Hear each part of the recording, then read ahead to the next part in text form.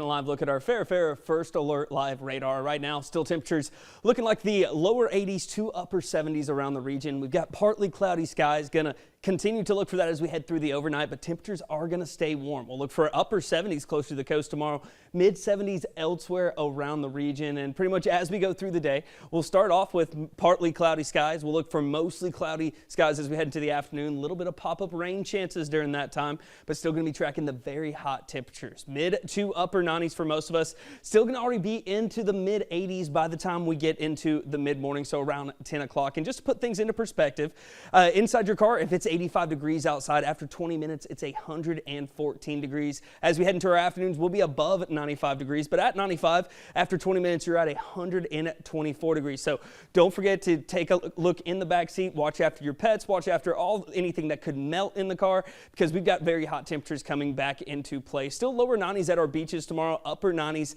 elsewhere around the region, but it's going to be feeling anywhere from 99 degrees out towards Vidalia to 102 in Statesboro, 105 in Hinesville, 105 also here in Savannah, and then 106 out along our beaches, Tybee Island and Hilton Head. So staying hydrated is going to be key as we head throughout tomorrow and the rest of the week, but that extra heat going to add a little bit of extra lift. Could see one or two strong to severe storms tomorrow evening. Heavy rainfall, damaging winds going to be the primary threats as we do have a front.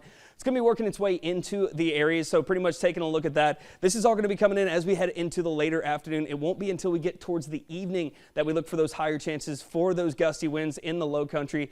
And then pretty much as we head into the week, what we're going to look at is this front is going to stall out over the top of the area. So ahead of it, lots of humidity, lots of thickness that's going to be coming in, and that means that the atmosphere is going to be thicker, and so we're going to be able to retain more of that humidity. Right behind it, pretty much what's going to be happening is that cool air is going to come in, and that's going to help compress some of that humid air ahead of it. And the compression of that, when you take air and you compress it to a smaller volume, it heats up the conditions on the inside of that volume. So we'll be looking at very warm temperatures because of this. As we go through the midweek, pretty much going to be looking at mid to upper 90s during this time. A little bit of cooler weather comes back into play as we head into the second half of the week. But if you're going to be outdoors at any point throughout this week during our afternoons, once again, I'm going to say it again, make sure that you are staying hydrated. You can see feels like conditions anywhere from 104 to 106 during this time frame.